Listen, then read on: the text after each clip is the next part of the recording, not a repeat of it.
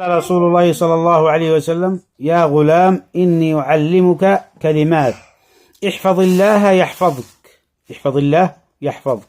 يقول قائل: الله هو الحافظ وهو الرازق، وأنا كيف أحفظ الله سبحانه وتعالى؟ أي تحفظ حقه وتحفظ حدوده وتحفظ أوامره وتنتهي عما نهاك عنه، أي تحفظ حدود الله سبحانه وتعالى.